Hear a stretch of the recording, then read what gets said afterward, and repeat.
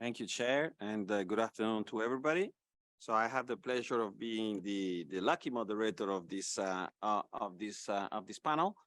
As Karen has introduced, we have here the 5 regional commissions of the United Nations and our partners in crime, UNDP and UNEP.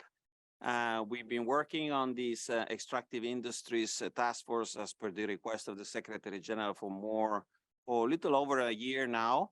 The work is proceeding quickly, and its aim is to coordinate and put together all the actions that are undertaken at the level of the UN larger family of organizations across the mineral industries and mineral resources world, which are many. We found out there are many actions and initiatives taken by the individual organizations and coordinate them so as to render a very important and critical industry for the development, especially of the emerging markets, rich in mineral resources for their economic development. But certainly an economic development that takes into consideration sustainability issues. I don't want to take much more time from our esteemed panelists, so I'll be introducing them. I have the pleasure of introducing Elisa Tonda, who's the Chief of Resources and Markets Branch, Industry and Economy Division of the United Nations Environmental Program, and who will give us the opening speech and the vision of UNEP and of the work of the Extractive Industries Group, and then we'll pass on to the panelists. Elisa, the floor is yours. Thank you. Thank you very much, Dario. And I have the challenging task to bring all of you into the core of the initiative that Dario was alluding to, an initiative that starts a few years back. And let me see if I'm good at managing technology. Yes. Well, an initiative that starts a few years back, and it starts actually in 2020, apologies, when it was conceived as an initiative on extractive industries with a very specific focus, a focus on financing for development in the area of COVID-19 and beyond. And in that context, the regional economic commissions facilitated a number of regional dialogues specifically on this agenda that led into a global discussion, a global high-level roundtable chaired by the Secretary General to really think about the future of extractive industries. And in that context, 2 policy briefs were generated, one by the Regional Economic Commission summarizing the outcomes of the discussions that happened in the context of the different regions, but also a Secretary General brief that was giving us the north of our work going forward and identified 6 priorities of work. And I will be coming to these in very shortly. But it also started to give us a sense of the importance of the entire UN system coming together to work more closely towards supporting the transformation of extractive industries in the area post-COVID-19, and particularly in the context of the green energy transition, the digitalization, and the transitions that we're experiencing now.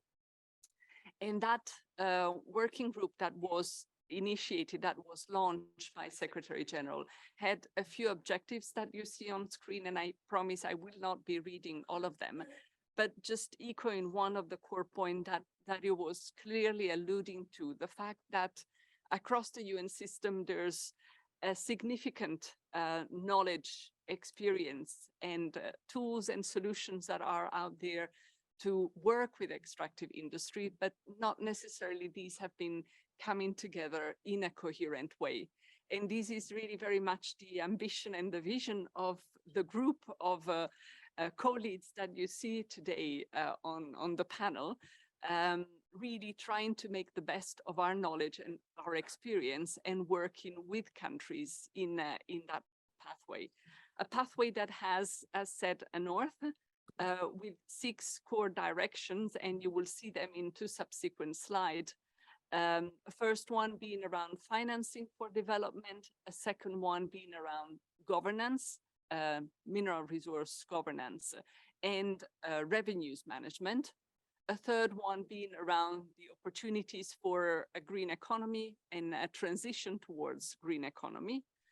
A fourth priority that is focusing on a just transition towards a sustainable system. A fifth one around technology, innovation, and the circular economy. And a sixth one being creating a space for regional and global collaborations to enable the progress on a number of regional platform and regional initiatives that are already existing and that are already targeting the extractive industries. And you will hear me alluding a lot to those 6 priorities and to the north that we have been receiving by Secretary General, because this is very much at the core of what has been inspiring our work on the critical energy transition minerals.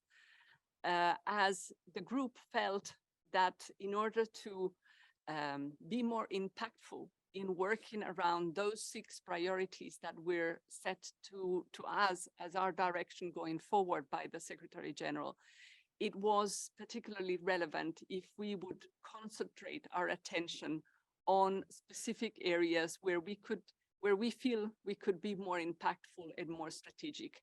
And we felt that critical energy transition minerals would be one of those areas where we could help advance on those 6 priorities, on those 6 areas of work.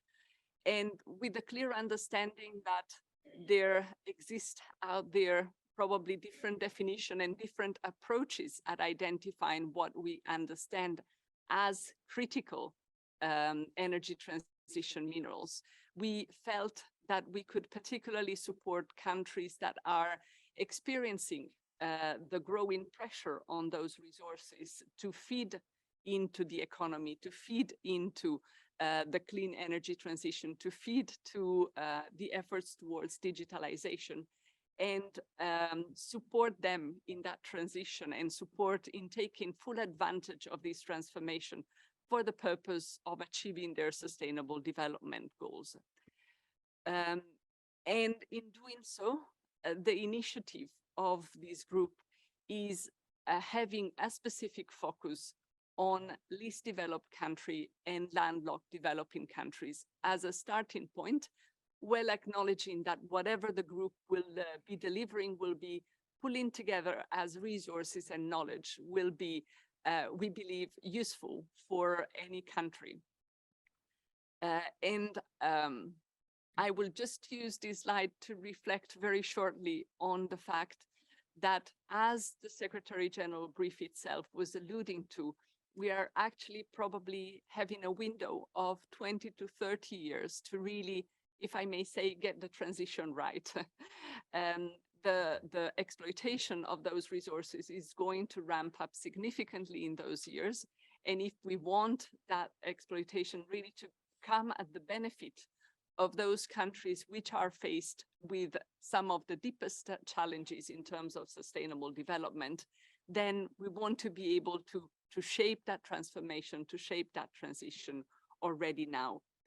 And it's indeed in this context that an initiative that brings together our partners in the UN system, but hopefully is going also to open the door to other partners, is being concentrating on, with a very, very clear focus on being able to more effectively provide technical assistance to particularly least developed country and developing countries that are rich with critical energy transition minerals, in really identifying how they can best take advantage of the opportunity that exists on relying more on those resources to promote structural economic transformation, to promote sustainable development, to create benefits for local communities and along the supply chains, and at the same time making sure that these access to those resources is not coming with negative impact on environmental and social aspects. And you will see here in the slide that we're really very much looking forward to strengthening collaboration with institutions and with partners that also have a strategic knowledge and experience of having worked on this agenda. And what we aim to create, and there is where we're coming back to the 6 priorities of the Secretary General policy brief I was alluding to before. This is where really we see them unfolding into concrete action, concrete support, into something that we have called a UN framework on just transition for critical energy transition minerals. This concretely means being able to pull together our portfolio of resources, solutions, and knowledge to the benefit of the countries that we're working with the objective in the context of this framework to really being able to build trust across the supply chains, to create more capacity in producing countries to really take full advantage of the opportunities these resources are bringing to them, to assess what are the opportunities we can take advantage of in terms of trade and transparency and traceability across the supply chains, in making sure that this happens while protecting people and the environment, and really to bring forward what are the regulatory framework that would enable the former steps of this UN framework. As anticipated, while the group has been operating since roughly 1 year, this focus on critical minerals is one that is much more recent. So the initiative itself is at its very first steps, and it's very much one where we are welcoming those who want to join effort with us to achieve this common goal. And Dario, I'm going to hand the floor back to you for the following interventions.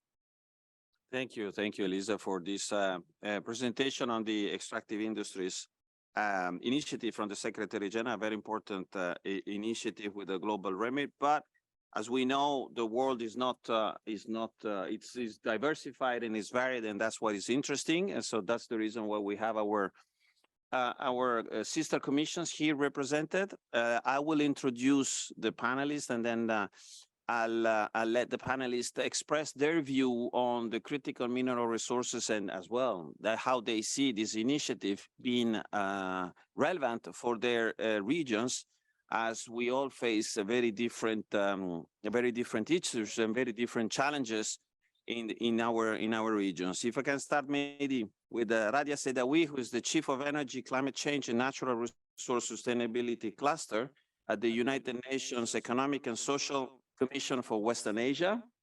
Radia, thank you for being here. Maybe you have the floor, and then I'll introduce the rest of the panelists. Thank you, Radia. Thank you, Dario. I think thanks first for the excellent coordination of the meeting and all the event. I really enjoyed all the presentations and the exchange we had yesterday and today morning. Building on what Elisa presented, actually, I would like to take the entry point from the Arab regional perspective, since the issue of the critical raw material and the extractive industries in general, specifically based on the call for action of the SG and what we've done back during COVID in 2021, leading the coordination of the policy brief for the Regional Commission, the SG policy brief, where the 6 pillars of work are an inspiration in a way how to really coordinate effort and to ensure that enabling the just inclusive energy transitions is actually cannot be done just regionally. It's need to have global collaboration, regional collaboration as well. From the regional perspective, why I would like to speak from the Arab region from both the supply and the demand. First, in order to position the region as a supplier of energy, but also as a center of demand. If we take, usually when you speak about the Arab region, you speak about oil and gas resources specifically, but my entry point is renewable energy. Why? Because the region is leading in terms of looking how the prospect of renewable energy, both as a potential, we see that most Arab countries benefit from solar isolation levels that are among the highest globally. And also, if we take just the utility scale in terms of PV, the lowest cost globally is recorded in the GCC, led by the Kingdom of Saudi Arabia. But also, if we see also the renewable energy generation in the region, it's really set to grow more than any region globally. It's more than 120% if we take from now till 2050. But this is not just tending to that. Even the hydrogen, the region will be really a major supplier in terms of the hydrogen, be it green and blue, depending on how we classify it. But if we look at the global scenarios, all agree that minimum 20% of the global markets will be led by the region. And these are just some pictures from some of the projects, renewable energy, large scale in United Arab Emirates, and the NEOM Saudi Arabia, which is planned. If we take also, then if we see that the region doesn't have necessarily the capacity in terms of local manufacturing and rely on resources taken from elsewhere, but if we look at the minerals, we see that although the demand is increasing, although also that the region, specifically the resource-rich countries in the region, they do have the potential while exploring the mineral resources in terms of diversifying their economy, which is highly dependent on oil and gas resources, but also trying to create much more social inclusion and economic development, creating new jobs. If we look at the potential of critical raw material. This is also a snapshot of a picture of a plant in Morocco. Among the challenges is the overdependence, as I indicated, the lack of planning, long-term planning, but also resource management. And that's why if we take it also from the potential of minerals in the region, we speak about 50% in terms of value, but most of them are from oil and gas, but the minerals are also as a potential. What we need also in terms of unlock these resources and building on the 6 pillars of work in terms of government financing and circular economy, technology and innovation is look at first the multifaceted vulnerability of the region. Although a diverse region, but the high dependence of fossil fuels, but also lag behind in terms of energy efficiency, circular economy principles are not necessarily embedded in the value chain. And added to that, the region in certain part of the countries lack access to financing, specifically if we take it from the climate change perspective, since the region is the most impacted in terms of climate change due to land degradation, desertification, and high temperature. And from that perspective, and building on the work that we've done at the global level as part of the working group on extractive industries, ESCWA also already established its working group.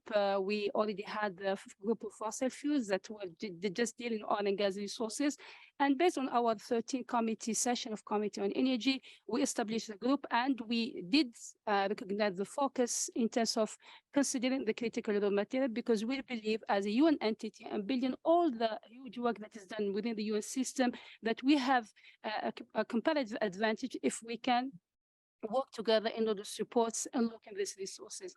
And just since I was asked to come to be short, but at the same time looking how to seek certain recommendations for enhancing the collaboration regionally, but also globally, I think we have the capacity in terms to enhance investment in capacity building and training to improve understanding and skills. And this need also to encourage also much more involvement in the private sector. We're still not a little bit shy in our region, but the other aspect that I've seen certain very good example presented yesterday and today is how to facilitate the adoption and the circular economy principles in order to have much more sustainable supply chains. And I would like mostly focus on regional collaboration and knowledge sharing. But more importantly, I think also the strengthening multi-stakeholder engagement may be some of the issues that maybe we present when we speak about the UNECA and the system in place in terms of resource management, which we also promote, is to see the inclusive approach in terms of not only the government institutions, the mining sectors, but also the social inclusion in terms of a gender perspective, which we have the opportunity to address when we speak about this, the critical raw material. Also, since we look at much more examples, I was facilitated by certain examples presented, what I call reverse knowledge. And reverse knowledge, if we take a supply chain, as I presented some of the examples here, if we can share them with our region, this would really create a knowledge sharing network and really to support North-South and South-South cooperation. Thank you very much, Dario. Thank you, Radia. And then let's move now to the perspective of the African continent, a continent full of promises. May I ask John Sloan, Economic Affairs Officer, Technology, Climate, and Natural Resources Division of the United Nations Economic Commission for Africa. John, the floor is yours. Thank you. Thank you so much, Dario. I also bring the greetings of the Executive Secretary of ECA, Mr. Antonio Pedro, who is himself a geoscientist and is very invested in and interested in our discussions this week. So the Economic Commission for Africa is based in Ethiopia. We serve 54 member states who are extremely diverse in terms of course, language, legal frameworks, and indeed natural resource endowments. We estimate that up to 1/3 of global mineral reserves are held in the continent, and these include the critical or green minerals that we've been discussing this week, but also a much more broad basket of mineral reserves, also fossil fuels and beyond. We have a number of regional frameworks and tools that can help govern these resources. The first is the African Mining Vision, which was mentioned today. Also the African Continental Free Trade Area, which is being rolled out and will facilitate cross-border movement, not only of commodities, but also of manufacturers, services, and beyond. And third, we have Agenda 2063 of the African Union, which is a more long-term regional vision that complements the global and more short-term SDGs. There's a strong regional coalition to support member states in increasing the developmental benefits of their mineral endowments.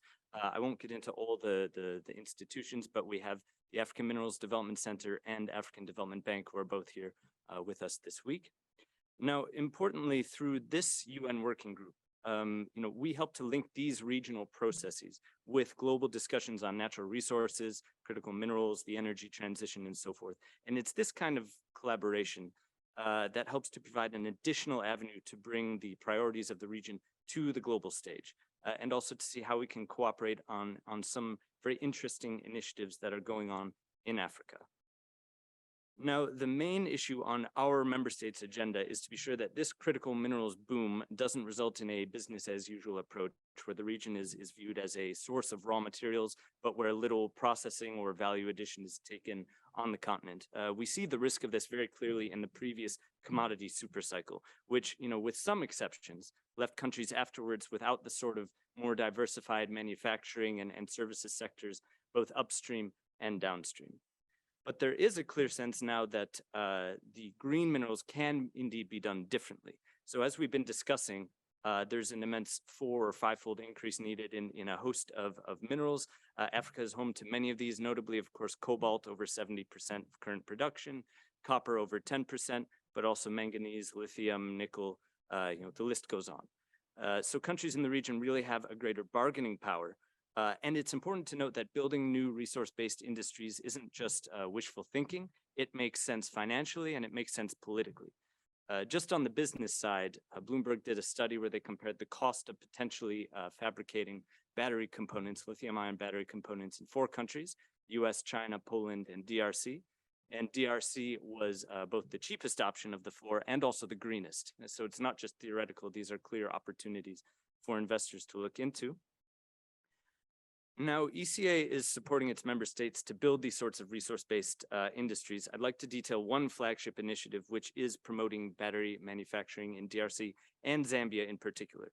So we're partnering with the 2 governments, as well as Afreximbank, the African Export-Import Bank, and some other key partners. So 2 tangible steps being undertaken now are firstly establishing a center of excellence for battery technologies at the University of Lubumbashi in DRC.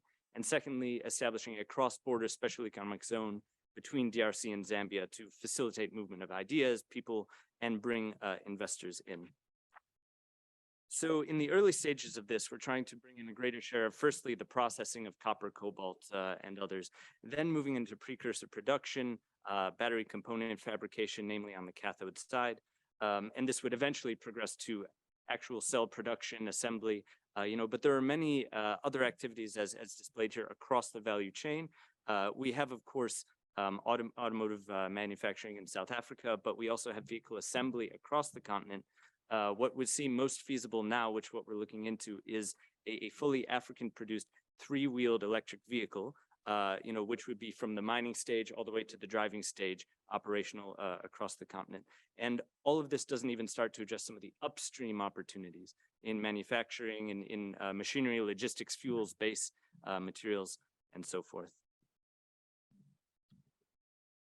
And so here we have just a sample illustration of how we can harness the continental free trade area to source inputs regionally and to build manufacturing, not only in these two countries of focus, but also across the region, and helping to further diversify the supply chains, add value on the continent, and so forth. And to bring this back to the agenda of this working group, we hope to bring this example to other regions at venues like this and others, but also to be able to reach out to financiers, to partners for technology, skills transfer, and maybe most importantly at this stage, for joint ventures will be very, very vital to gain the sort of expertise from those global firms that operate in the sector. And we also look forward to tying this to other initiatives that ECA is involved with in minerals, beyond critical minerals, such as financing, revenues, taxation, which I'd be happy to detail later. So thank you very much. Thank you, John, for the perspective from the African continent. Now, if I can turn to Rodrigo Furtado from the Economic Commission for Latin America and the Caribbean. Rodrigo, the floor is yours. Thank you very much, Dario. Hello, everyone. First, I'd like to thank the invitation from ECE team and all the support. I've learned a lot about UNFC, UNRMS the past couple of days.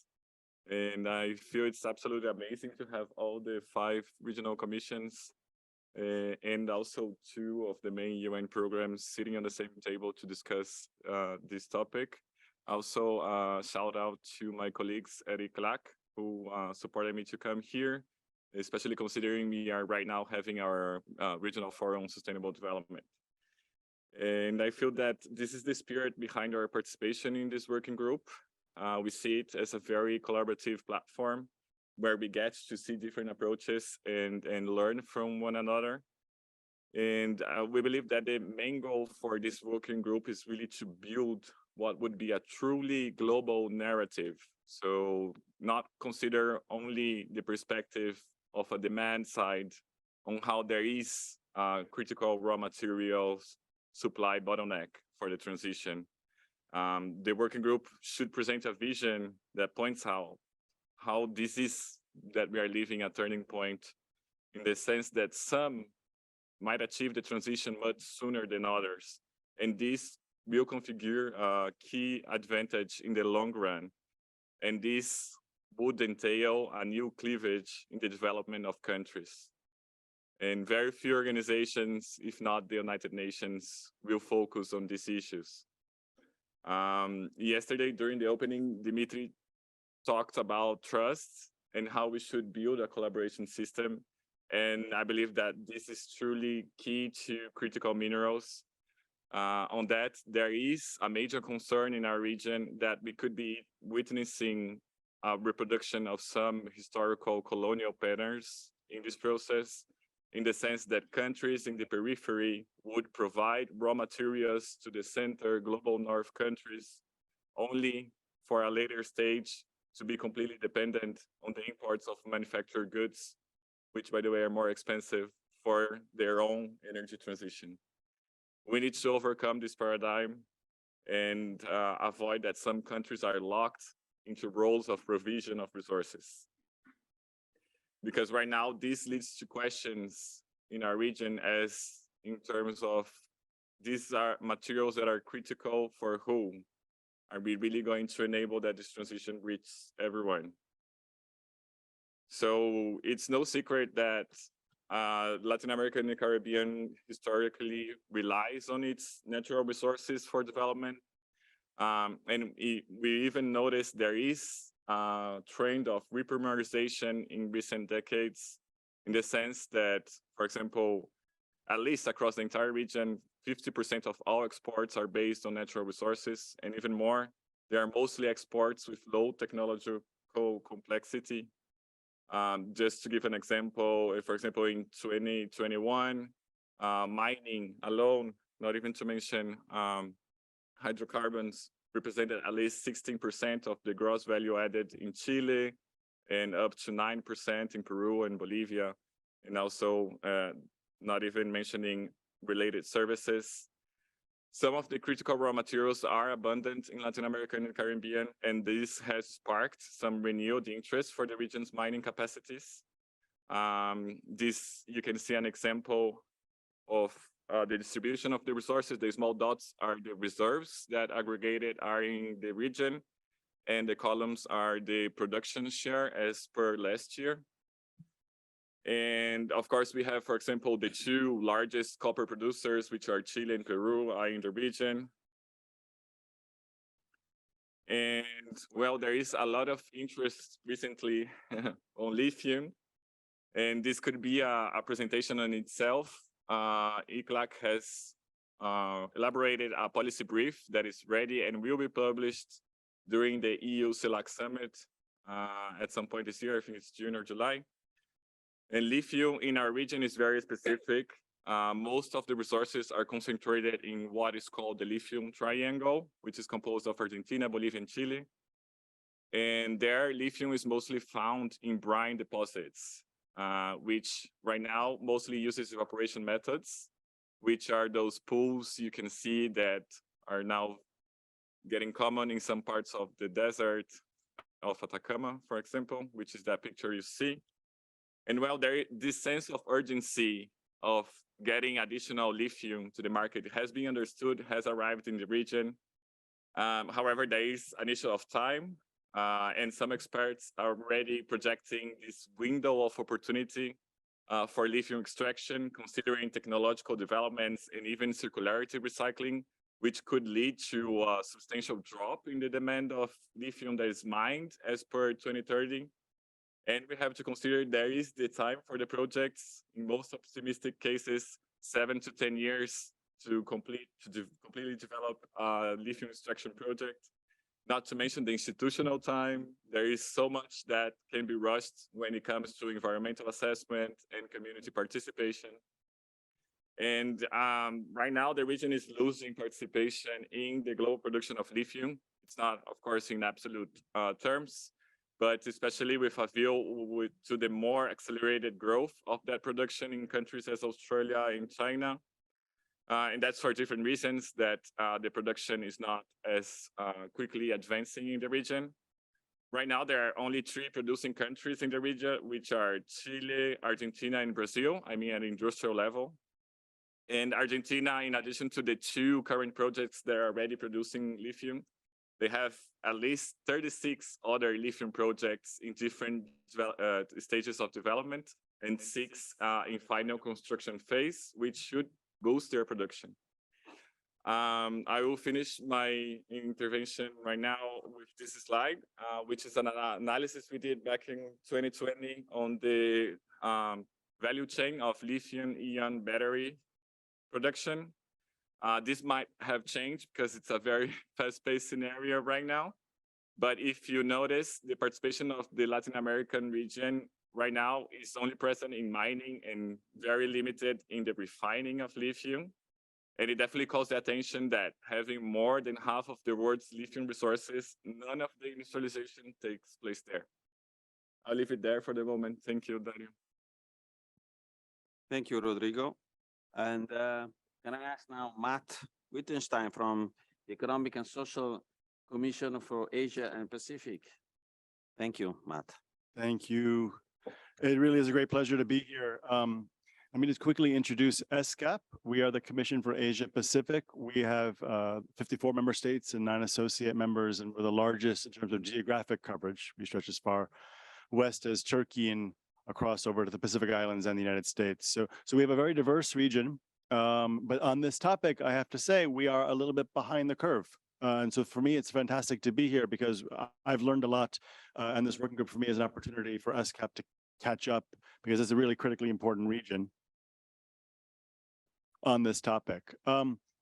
Why is it important? Well, one is that this region, Asia Pacific, is a key supplier of many of the critical raw materials that we have been discussing. Of course, across our region, we have significant uneven resource distribution. Some countries are major producers. You can see on the right-hand side here, the percentage of global market share that the top producers in our region have for various metals and minerals. This, I should say, does obscure the fact that within some of these, as you saw in the previous presentation, there's a lot of market concentration in our region. So a lot of the issues that we are discussing about supply chains or the importance of diversification really do come down to the question of how our region will evolve going forward, both in terms of the current suppliers, which are unlikely to change in terms of their dominance of the supply chains anytime soon, but also the potential suppliers in our region. But the other side of the equation is we have a significant demand in our region for these materials. A lot of the supply chains for batteries, for solar panels, wind turbines, transmission lines, et cetera, are centered in the Asia Pacific region. So there's a supply and demand story in our region that is an inescapable one when it comes to these conversations. And that relates to the final point of the slide, which is to say that we are seeing increasing concerns among our member states, among all countries, I think, who work in this space, about security of supply for many of these minerals. These are highly concentrated. Supply chains are often not transparent. Pricing can be very volatile. Security of supply can mean many different things in many different contexts, but certainly there's no way to address security of supply concerns without considering the role of the Asia Pacific region in the supply and production and processing and use of critical raw materials. So we see this as an opportunity and a challenge for our region. And I think what I'm highlighting here is not going to be a unique set of issues for our region, but how we are trying to frame it. And I should say, I forgot to mention, this all comes from a report that we published back in March. I'll end, my final slide will be a bit of self-promotion. So if you're interested, you can read quite a lot more than just what's here. Certainly there are tremendous opportunities for our region, and these are not lost in our member states. Job creation is a major interest for many of the countries in our region, which are still developing. There's an opportunity for infrastructure development, an opportunity to be a contributor to the development of a low carbon economy, not only domestically, but globally. An opportunity to decarbonize the supply of CRM, something that's really getting a lot of attention in our region because more and more focus is being put on ESG compliant, low carbon, environmentally friendly critical minerals. So a lot of countries in our region are asking the question, how can they be part of that emerging supply chain for sustainable critical minerals? And of course, improve governance capacity. Now the issues that our region faces when it comes to how to manage the revenues from these minerals don't exactly align with the issues that other countries face in other parts of the world. But still, a lot of those issues are very similar in the sense of the potential for, as put in the challenges, the resource curse to be a major issue for countries that are major suppliers of certain minerals. I mentioned regional distribution. That's both regional in the sense of across our region, there's great diversity of potential supply and demand, but also within countries. So, Indonesia is a great example of a country which has tremendous opportunity, both on the supply of traditional fossil fuels, but also, for example, in nickel. But within that country, it is not the same community that benefits from increased production of nickel as will be impacted by declining demand for coal. So within a country, you have just transition issues that must be addressed. And then, of course, across our region, you have just transitions that must be addressed. It is an energy and greenhouse gas intensive sector. There's significant issues, especially in our region, for air and water degradation and biodiversity loss. Health and safety, of course, an issue, and many indigenous communities in our region are directly in the line for potential development of or the current development of many of these mines. When we look across our region, the way we have been framing this issue is, again, taking the framing that our region is both a major supplier of and demand for these minerals. We divide ourselves up into resource-rich and resource-poor countries, all of whom have an interest in this topic, but from different perspectives. So for resource-rich countries, the question is, how do you protect these resources? How do you invest domestically to fully exploit sustainably those resources? And related to that, how do you innovate on the supply side to reduce costs, reduce the environmental impact, again, be part of that value chain? On the resource-poor countries, many of which are the major producers of batteries or other technologies, the question is, how do you ensure that you can securely and affordably import the materials you need to develop these domestically? How do you cooperate to both make supply chains more secure and resilient, but also to make to ensure that you're meeting growing demand for these minerals? Oh, sorry, these materials. And how do you innovate on the demand side, in particular, to reduce the demand? A lot of it's about efficiency of use, and also how do you become part of the circular economy? Both of these types of countries share a common interest in ensuring secure and resilient supplies of all of these materials. Because even if you're on the supply side and you might benefit from high prices in the short term, long term, you want stable markets, right? You want to know that you can supply these to the countries or industries that are demanding them. And of course, on the resource poor side, you want to know that you can get access to these at affordable prices when you need them. There are many areas for cooperation, and this to me is one of the primary reasons why this work group is so important. Some of those are financial. How do you bring the investment where it's needed?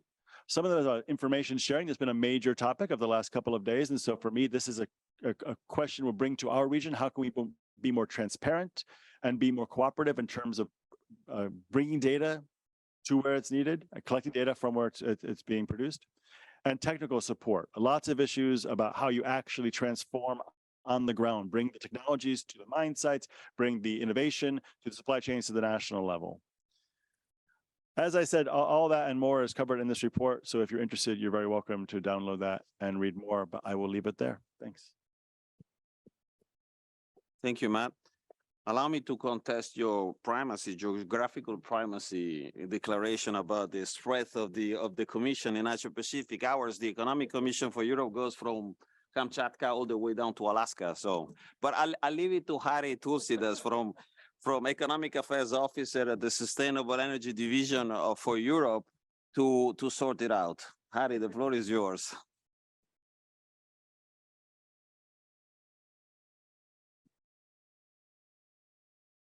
Thank you, Dario.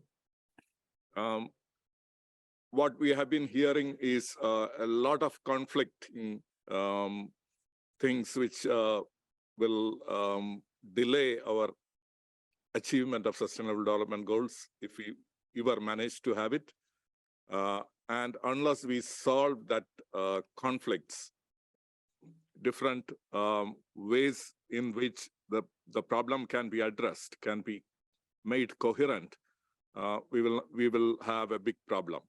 So what UNECE, as part of the UN working group on transforming extractive industries where sustainable development has been doing, is trying to make a global toolkit based on UNFC and UNRMS that can leverage the collaborative strategies for a low carbon and circular economic future. We think that critical raw materials are important for sustainable development, and the way we define criticality is also on this with this vision. If you want to achieve sustainable development, if you want to achieve the 17 sustainable development goals, then you should have certain materials and energy required for that. And that is the critical raw materials for the global community. But there are several risks for this critical raw material operation. And the number one risk, which has been highlighted by many reports that has come out recently, many analyses that have come out recently, the number one risk is social. It is also linked to the environmental, regulatory, market, business, political, and financial aspect also. But the number one is that people are not happy in the way we produce resources and how the operations are maintained around that. So mapping the CRM value chain to sustainable development goals, which is the goals which we all accepted. We all agreed on the global agenda. There is no reason that we need another agreement on that. We are all on the same page where SDGs are concerned. So we should manage our CRM value chain by mapping it to SDG outcomes and see how the environmental, social, and governance risk can be brought into order by assessing and managing this issue. We think that a CRM, Sustainable Development Goal risk index, and a dashboard can identify and mitigate this risk and lead us to a more sustainable CRM practices and thus delivering on on the SDGs. So why these mining risks are very important to Sustainable Development Goals? Because they have a significant impact on how we are going to achieve SDGs. Poverty, number one, is poverty eradication that will be affected by the mining risk through social and economic impacts on community. Mining risk can disproportionately impact gender equality, particularly through access to employment opportunities. Environmental impacts of the mining operations can impede the access to clean water and energy. Therefore, sustainable economic growth, resilient infrastructure, responsible production and consumption, and climate action all will be affected if mining risks are not addressed. The UNECE has been developing and implementing the UNECE and UNRMS for sustainable resource management with this in view, how we can contribute to Sustainable Development Goals. We think that integrated and sustainable management of natural resources is critical to meeting the universal needs. We need integration of the value chains. We need integration across sectors vertically. We need integration across regions and communities. That then only it will become sustainable in a way that can deliver to SDGs. We think that resources must be managed not as commodities. It is a colonial model, the linear colonial model of seeing resources as commodities which should be extracted and then sold into the market and then forget about the rest. We think resources should be managed as a public good to achieve the SDGs, not profit. Profits for the corporations, profit for revenues for the countries are all important. They are all part of the game. But the bigger purpose of doing is to manage it as a public good to achieve SDGs. UNFC and UNRMS provide the right information and tools to manage these natural resources with this in view. So we think that it is all about a circular economy approach. And here circularity doesn't mean just recycling and reuse of materials. We say circular economy because it is prioritizing on resource efficiency, waste reduction, environmental protection, and addressing the environmental, social, and governance issues in mining. While doing this, we are also aware of what is going to happen into the future. We are trying to look over our shoulders into the horizon and what could happen in the next 20, 30 years. This is important because the average of the past is not going to be the average of the future. We think that closed-loop systems, the circular economy revolution is going to come into our economy in a big time. We are already seeing the influence of artificial intelligence, which is becoming part of resource management in many countries and many companies. We think that intelligent resource management will be the way to go in the future. And we also think that new materials will appear, the materials miracle. We have carbon, which is a waste today. We have a problem with carbon, but carbon could become a savior tomorrow with new materials like graphene and prophene and things like that. So we think that with all that, there should be an CRM SDG risk index. This risk index will help identify areas where SDGs may be impacted due to supply disruption of CRMs. And CRMs are the critical materials which are going to impact the SDGs. That is the broad working definition we are giving now. And it will inform decision makers to promote more robust practices, including what has to be done in improving ESG performance.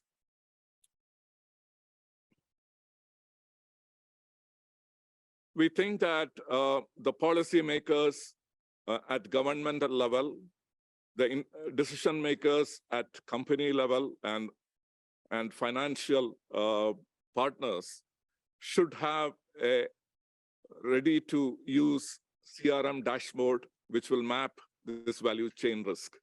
This global UNEP and UNRMS-based critical raw material information dashboard can include the risk index, and it can be supported by artificial intelligence and machine learning, and could be established and accessed by governments, industry, financial sector, civil society for strategic decision-making. And this is the core of this dashboard is not on profits or how much revenues it is going to bring, but on how it is going to deliver on SDGs. So that is the purpose of this dashboard. We think that if you have a dashboard with a clear index of risk index, then we can do better balancing of trade-offs. Today, there is a very big dialogue going on whether we should address poverty or climate change. And many players are of the opinion that we should forget about addressing poverty and we should focus only on climate change. So there is an or between that. This is called the tyranny of the or, which we have to change by the promise of and. We have to address poverty and climate change at the same time. And it is not rocket science. We have done that many times before. You see the picture of a bullet train, which has to travel at 400 kilometers per hour, and it has to make no noise. So initially, the thinking was you can have a train travel at that speed, but it will make enormous noise. You can have either a fast train or a very low noise. So if you want to have noise reduction, then you have to slow down the train. But it was achieved. Technology is achieved fast train with non-noise, with low noise. And this is something which we have to do. And in conclusion, we have to recognize the critical importance of mapping CRM risk to sustainable development goals. Number two, we have to have an eye on the future through the CRM dashboard. And we have to see how UNFC and UNRMS helps in finding a balanced solution which can take all the options together and avoid any trade-offs. Thank you very much. Thank you, Hari. And with this peek into the future of our work, certainly we won't be sitting idle. Is the agenda that you have depicted to us. We conclude our tour of the world, around the world, not in 80 days, but in 40 minutes. But before leaving the floor, I want to go back to a global perspective and leave the floor to Stefanie Held from the Energy Hub at UNDP. Stefanie, the floor is yours. Thank you. Thank you so much. And hello, colleagues. And yes, it is a real pleasure to be at this table with UNEP and the 5 regional commissions. This is rare, and I think we should do it more often. So, you know, I'm honored to be here and to also conclude this first segment with some thoughts maybe of what I've been hearing, because it's really quite a collective, fantastic collection of analysis, thoughts, opportunities, and bottlenecks. And let me just say that the Secretary General has called 2023 the super year for energy and climate. And that's probably true, because what we're talking here, what I've seen in the slides and in the past 2 days is scale up, do more, do it faster, do it for everybody, inclusive and fair. Have I heard systems change? Have I heard somewhere that maybe we don't have enough raw materials if we add it all up? And of course, who we don't have at this table is the private sector. So it will be really interesting now to hear from all of you about this is actually possible, this view that we have collectively about development. I represent here UNDP, it's development. And as such, yes, what does this working group mean for us then? The working group is definitely filling a gap, right? There was such a nice presentation from Elisa about how what the topics are and how we work together on these. Now I looked a little bit at the mapping that was done by the working group about the work across the UN system on extractive industries and critical materials. And basically, you know, while we can maybe dispute how it was filled in and how much time was spent on it, what I find interesting is the trend that there are really a lot of projects going on across the UN system, including in all of our organizations, but it's fragmented. It's definitely underfunded, and it's definitely not representing the actual questions and challenges that we have just seen. You know, so why is this working group important? To actually, yes, I agree, what was said before by colleagues, to establish this global narrative, this one voice of UN's perspective in a very neutral, informed way. And then I come back to what I said earlier, that a systems change really fundamentally means, from a development perspective, a new way of doing economic development policy. And so currently what I've been hearing is this is just business as usual, a little bigger and faster. But when you really think about it, and when you speak with the countries, and this is the privilege that UNDP has, we have offices in all these countries that were on the slides. The energy program is in over 100 countries and spends $8 billion. And yet, you know, we have only very, very few projects on this particular topic. And the questions we receive are more often than not, how can we leave it in the ground? How do we value the resources differently? What about our diversity and other national resources? And I see more and more, and I did so as well when I was kindly invited to the latest ESCAP meetings on SDG 7 in the Asia Pacific region.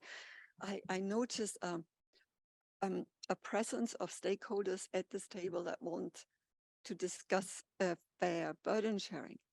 And so why is this working group necessary? Well, it's timely and it's critical, with the pun intended, to really think prudently about this narrative, right? You know, I think we have collectively not really understood what systems change really means. And I think collectively, and this is what we feel when we work with countries, it's not yet been fully accepted what's coming towards us, both on the opportunities, but as well on the burdens, simply because of the sheer scale that we are talking about, right? So it's really important in our view that these frameworks, as they were shown by Elisa, bring in a number of considerations and specifically all of you, right? So the working group is filling a crucial gap. It's timely and critical because when you're in New York, and this is a privilege that we have as UNDP,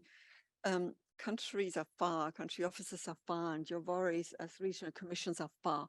So if the working group can fill this gap to provide one single input into the climate and energy discussions this year, I think this will be really fantastic. And so then, you know, maybe also a quick word on the why is it timely and critical as well? Well, because UNDP is working with countries like Myanmar and Chile, and these are countries that really sit on the copper in a major way, and DRC and cobalt, Philippines and Indonesia and nickel, and so on. And you know, if you look at countries like Myanmar, they have essentially been abandoned by the global donor community. So you know, there isn't really only this resource curse that we talked about, but there is really a fundamentally different way of working that's needed when working with these countries on their long-term energy planning. So I think to conclude, and just to say that in UNDP, we've recently, you know, been confronted with some countries like in Colombia or in the Philippines, where there was a change in tone of how mining is conducted. And, you know, we feel very much that mining, even sustainable mining, is still mining. And so, you know, it's in groups like these that we in UNDP also learn what's going on and how this is working, but where we could, you know, more collaborate on the ground with everybody. So to conclude then, and the last thing I would like to say in response to this slide as well, then we should align our efforts when it comes to fundraising and look at more longer term projects, fewer of them, but longer term in the countries and on the resources that we determine are critical. I leave it there and look forward to the discussion of the next section. Thank you. Thank you, Stefanie.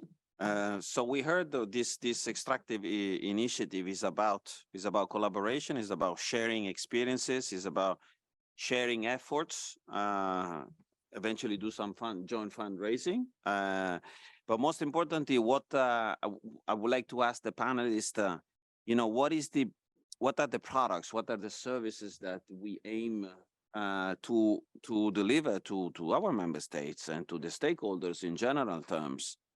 So what kind of, for example, policy advice or technical assistance can the working group provide to stakeholders in the extractive industries to support the transition to a green and circular economy, as we saw as well, you know, having in mind a sustainable development and in the beneficiary countries across all the different dimensions. I would like to ask that question, very specific question. Some of the presentations has been touched, but I think there is a merit in going through and making sure that people, it is for the member states that we're putting together this extractive group, this working group. So maybe, John, maybe I can ask you to start a very brief answer to that one, and then we'll check with the other panelists. Thank you, John. Absolutely. So I think for us, the working group can serve as a broker of sorts to help bring together different regions, different member states into partnership together. You know, in general, the mining, the mineral processing sector is one where we do see divergent priorities amongst different regions. And it's the role of multilateral institutions to help sort of bridge these gaps and try to identify some optimal outcomes we can reach together. So just to use one concrete example, sort of based on listening to the discussions this week about the EU Critical Raw Materials Act in a framework such as that, for example. Now, we congratulate this act, and indeed it would provide an excellent framework for the sourcing of minerals and the processing of these into their final products in the EU and beyond. But for the African region, it is clear that the green minerals boom cannot be based solely on digging and exporting for processing abroad. You know, those days are over.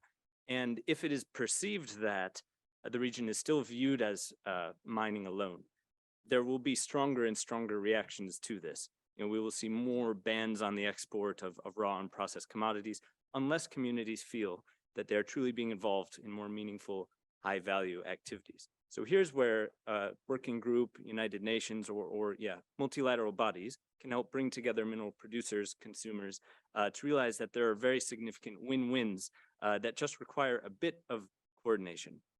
So yesterday we were discussing how the act could be extended to other regions. Well, if we look, for example, at the 65% maximum of any material at any stage of production from any given country, then locating part of this production in the mining communities themselves is, first of all, already greener due to cutting out transport costs. It's already more beneficial for that community, but it will also help meet this target of reducing the concentration of some processing now that's exceeding this 65%. So beyond this, given the scale of the increased mineral production that we'll need to drive towards net zero and towards the climate goals, we'll need more processing capacity everywhere. One region or one country alone, whether it's the EU or China or elsewhere, you know, probably won't be able to service all of this demand. So with the right kind of collaboration, and if viewed in the right way, the act can facilitate firms to help set up shop in Africa as well, which will really be a win-win for global business, for our region, for climate goals. And we have clear examples in our region of how this can work. You know, there's light manufacturing industrial parks in Ethiopia. In mining, we have diamond cutting, polishing in Botswana, movements in Namibia as well. So the list goes on. I can share some publications from ECA that outline some of those. But really, there's a role of partner countries to also help sort of sensitize their own businesses, their own investors to opportunities that exist elsewhere. A lot of times we have discussions with businesses, whether they're coming from the EU or China, and they're very interested in investing in manufacturing, but maybe they have some preconceived notions of barriers or risks. And this is something that we help to address, but that there's also a role for chambers of commerce, ministries of foreign affairs in their home countries to help sort of bridge some of these gaps. And as was mentioned by Radia in the Arab region, the goal for us would also be to become consumers of some of these energy products to help bridge. Now we still have around 600 million people in the region who are off grid. So anything we can do to help bridge some of these gaps through these value addition initiatives would be most welcome. For our member states, when we talk about the just energy transition, the just part is for them the most important part. And so we need to keep bringing these stories and show businesses that it can indeed be a win-win. Maybe just a last point would be the South-South cooperation that other regions have mentioned. When we hold consultations with member states, when we hold forums or engage in projects in countries, they always list peer learning, engaging with other countries as one of the, if not the most important services that we as a regional UN body can help provide to them, to connect them with their peers, to make sure the right messages are being put out there. And as we've heard from other regions, everyone is in the battery game now. Everyone wants to produce batteries. So time is short. There's a lot going on, and collaboration is the one way we can make sure we all achieve, the goals we've set out together. Thank you, John. Maybe you can ask Rodrigo to have the perspective of another important actor of the South-South and North-South partnerships. Rodrigo. Sure, thank you, Dario. And I'll definitely echo the words that John was just saying. I had another couple of slides. I promise I'll give back the extra minute I took in the first intervention. I don't know if we could put that up. But just to mention that we feel that the working group has a lot to do and can do a lot, and especially it should take advantage of the ongoing work of our institutions on the ground. There's a lot that EGRM is doing. EGRM has been focusing a lot on research. It's one of the main goals of our organization. And we have a series of studies that have been published, especially on lithium and copper. And the one number 5, this slide. Thank you. And unfortunately, these publications are only available in Spanish, and this is something that we hope will start to change also thanks to this working group. We have established a technical forum among the public institutions of the 3 countries in the lithium triangle, Argentina, Bolivia, and Chile. And now recently also the public company that was established in Mexico for extraction and value addition of lithium has also joined.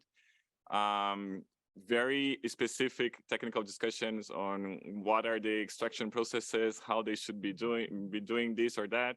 And many of these activities is thanks to the German corporation that we have a project specifically for improving mineral resources in the adjacent countries, the management of those resources. The next slide, please. And just to conclude, then the topics that we could discuss and focus are several.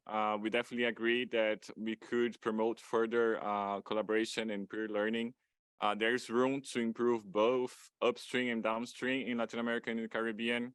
Definitely, we are interested in learning more on value addition strategies, the industrialization of critical minerals, and how to finally support the energy transition in those countries that have those resources, but also other countries in the region. There's a lot of opportunities for regional collaboration as well. Just to mention one, for example, Brazil, Mexico, and Argentina do have an automobilistic industry, a car industry that is traditional, and at some point we'll be looking to transitioning into electrical vehicles, and that could be an opportunity to also do this inside the region. But in the end of the day, obviously, the region needs to have access to further investments and especially technologies. Downstream activities are very intensive in technologies that are not available in the region. So perhaps we could also consider having them more openly distributed as a common good, perhaps. And of course, there are other topics that we have been working, for example, fiscal regimes, transparency. We developed this agreement, this CASO agreement that has been doing a lot of progress, regulations, ESG standards, lithium mining. It could be a way to start a new example, a new way of doing mining also because it's a different method, but it definitely has its impacts. That especially our colleague from UNDP was saying was very interesting. For example, water stress. We are consuming a lot of extra water for lithium mining in regions that already face stress. They're in the middle of the desert. So how we can minimize and even avoid those impacts and conflicts. And finally, to think about just transitions. And well, that's it. Thank you, Dario. Thank you, Rodrigo. Maybe, Radia, a tough question for you. I mean, Stefanie talked about fundraising, joint fundraising. So how do you see the possibility to coordinate, to mobilize resources? We have here in front of us a large swath of audience of different stakeholders, some of them rich and some of them poor. How to mobilize the rich to serve the poor? Thank you. There could be also the poor that have resources that are not aware about. So basically, when Fair speaking, point. yeah. So basically speaking about resource mobilization, and since maybe something that I've been too much involved during the last 7 years when I'm working for the UN system, I used to be in the oil and gas sector, speak about $1 billion, $1 million. I've never had to ask, but as a seller. And then coming to the UN system, this was my first task to do resource mobilization, starting by a project $5 million, now $10 million, and then we have $20 million now. But the problem then, I learned from how to do resource mobilization with the donors. The critical problem that we face is that this the way today, for example, we spoke that we have donors, but maybe you are speaking about national entities, private sector. I haven't seen too much the financial institutions, mainly those who, the MDBs who do, now they're engaged in the sustainability programs. And one of the critical issues that we recently just faced when speaking about critical raw material and extractive, specifically critical raw material, is that it's not in the strategy. And the language that we speak is not the same. And technically speaking, one of the things that we engage on is to do briefing with donors in order just to share with them our program of work, priorities that are for the region, and things that they don't see. So they invest, and we are very easily do resource mobilization when it comes to renewable energy efficiency. But when you explain to them the circular economy, we are talking about value chain, inclusive approach, cross sectors. This is what comes the problem. And that's why from a strategy perspective, I think is to educate the donors a bit about, if we can say that, educating them through a real stakeholder engagement in a way that we do a form of exchanging in terms of what's our program of work, not just as a UN entities or UN system based on what we have as priorities, but obviously what's in the different priorities of the countries globally under the enabling just inclusive energy transitions, different pathways. Certainly different pathways.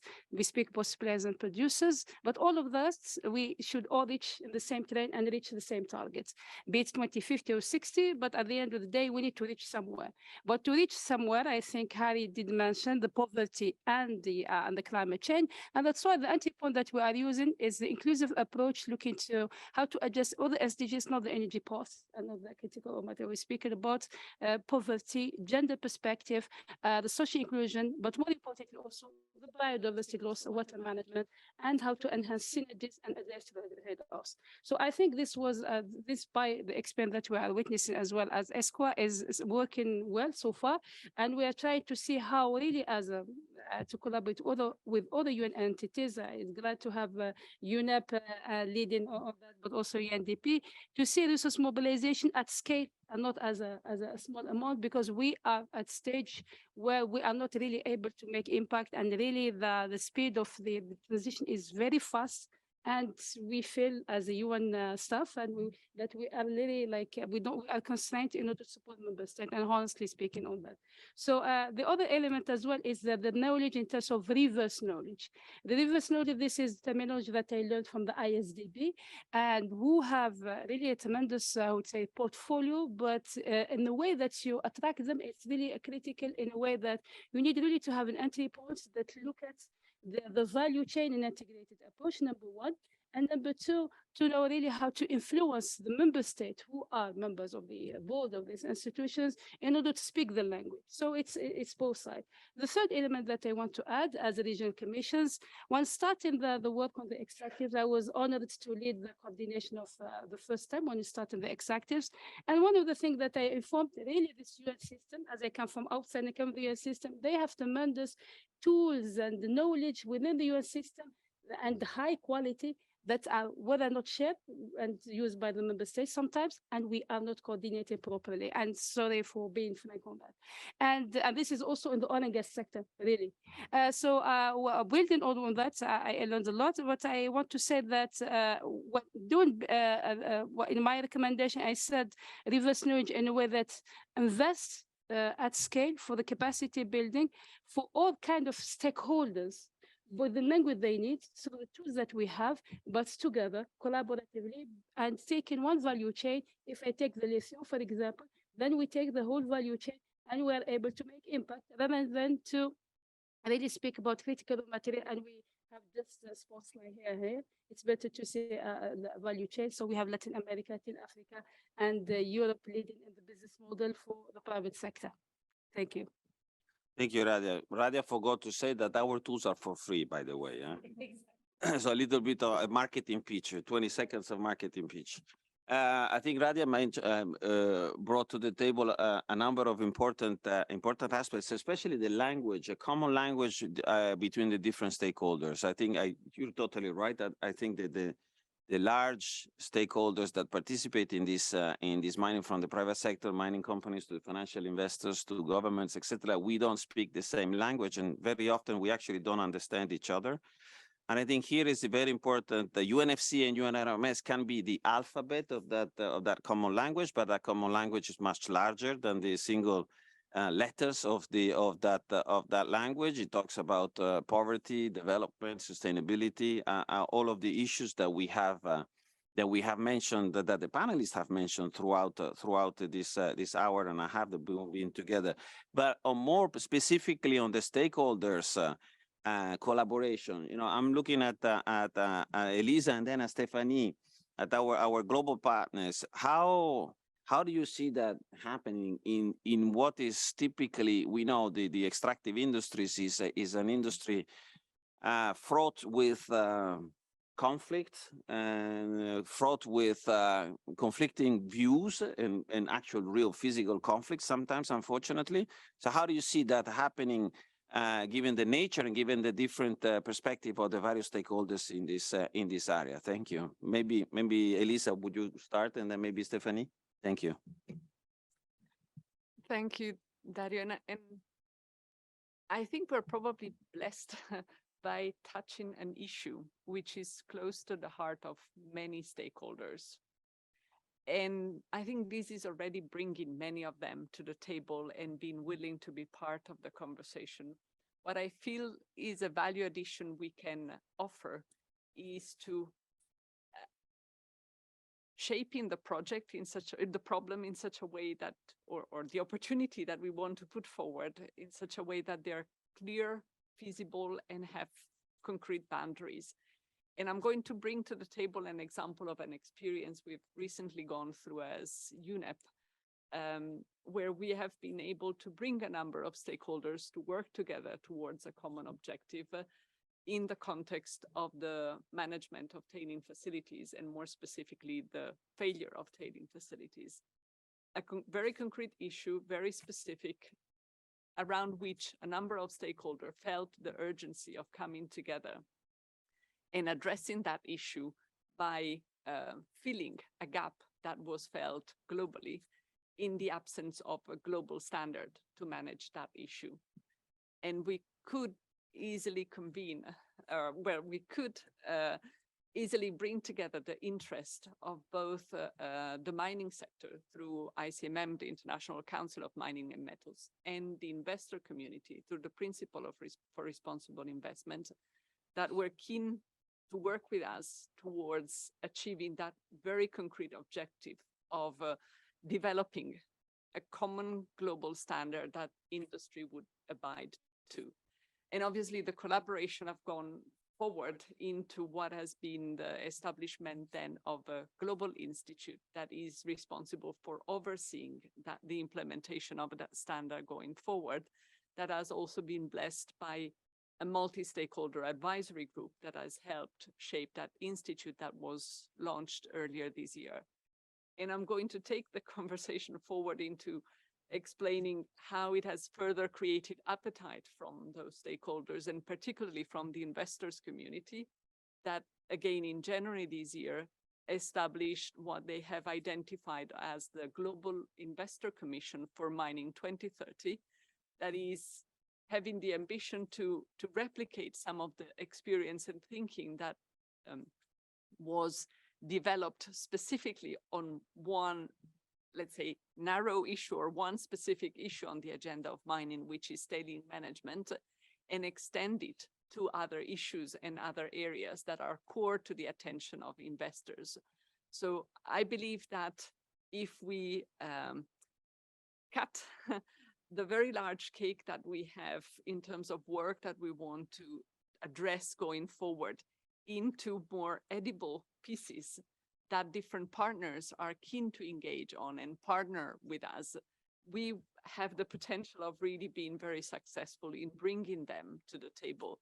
And I'm sure we have all experienced, because of our different conversations with our different constituencies and partners in the region, that we have at hand a subject that is attracting a lot of attention and that is bringing many stakeholders to the table. So I think it's really very much in our hands to create the momentum and the impetus for them to be working collaboratively with us into creating solutions to these broad issues.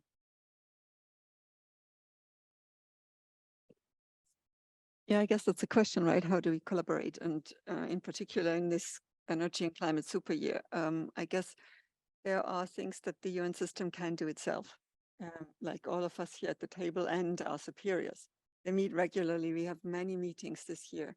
If we can somehow come out with a few key principles, perspectives, and solutions, you know, to drive specifically the climate discussions towards solutions, and actually maybe show some bottlenecks, that could already be one, you know, concrete thing that we should be doing, because at this stage it's really a bit urgent and we have to do this right. We don't have any time to experiment many things, and once, you know, biodiversity is destroyed, and we are doing it every day now, we can't get it back. The tipping points are really here. We know this very well, right? So I mean, the more we can exchange and create capacity building and ripple effects through systems, through networks. In fact, the administrator of the UNDP always talks about network of networks. We're at the stage where we should all do what we do best and exchange this knowledge through our respective networks, so that by connecting the dots, we create some actions and experience. Now, in this area, I think the difficulty is that we don't know most of it. In fact, most of the pathways that we look at, and even those that we see from the IEA, they rely on the fact that there's still 30% of technologies that we don't have. It relies on the fact that we have access to all the raw materials all the time, which in the current world we live in is not the case.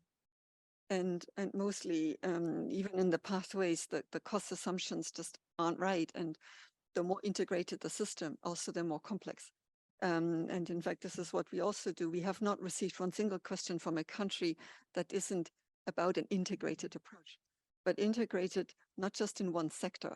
It's not about decarbonizing just cement or just steel. It's about an entire new way of economic development policy in the short, medium, and long term. And that requires a lot more exchanges, you know, among all of us, but also with the private sector. And here is always the weak link in the UN system. How do we work with you here and the private sector in general? How can we receive money and resources into the system from the private sector? And there, the UN system has to open up. It just has to, and it has to speed up as well, you know. And I feel this every day, because we get confronted with this all the time. So if we collectively can find an idea, a solution about working better together, really working together, and in the end, action on the ground, not meetings, so that we find solutions for those communities that actually do talk about fair burden sharing. And let me tell you, this is really complicated when you do it on the ground. And this is what UNDP also has experience in. Like we are working currently with an indigenous community in Colombia to prevent socioeconomic conflict, poverty, and environmental degradation. This is a lengthy process. It was a little bit like we saw yesterday, the permitting. These are the bottlenecks in the ideas that we have. And so, you know, any experience that we can share to prevent it will always be helpful. But, you know, all I can say is that there's a lot more awareness raising and information sharing necessary. What we've been thinking about is creating an energy academy, but not in the way that, you know, like where anyone's preaching. It's more like a playbook of solutions that are created together through our respective networks, through you know, defining what are the right questions that we actually should be answering, and who would answer those, and how can our respective networks advance on these systems, ideas, and on the questions that we really have that are quite complicated. Because when you come from the chemical sector, which is what is my case, you know, you also, you understand immediately that not having access to oil and gas is just not an option, right? These materials, they need to be replaced somehow. And I had very nice discussion yesterday evening over the reception about circular economy and recycling some of these materials. We haven't got nor the scale, nor actually the technologies to recycle all of these materials into themselves at the same quality. So these are perspectives that collectively, hopefully, we can at least touch on this year, and UNDP at least can bring to the table its country office network and its hubs. We have now 5 hubs throughout the system, and we hope that we can have further discussions on these and share this knowledge. So thank you. Thank you. So it's heartening to see that the UN is able as well to provide concrete and pragmatic solutions. And so after my colleagues have shown that actually there are solutions and there are initiatives actually taking place, and not only that, but especially having impact, more scale, of course, a lot more necessary, involvement of all the stakeholders, of course, necessary. Matt, can you close this session in 2 minutes? Is that possible? Great. So let me just say, it's been a really great and interesting discussion. From my perspective, the reason why this working group is so important is because it has an opportunity, given us an opportunity to bring coherence and focus to a topic that really threatens to stretch all of us very thin. Right? This topic, as you've heard both from this panel, but also really all the panels that preceded it, and I'm sure tomorrow as well, it covers so many aspects of our economy, so many aspects of sustainable development, of economic development more generally, that there is no single lens through which you can view it in order to, and still have an impact on it that's positive in the long term. Okay?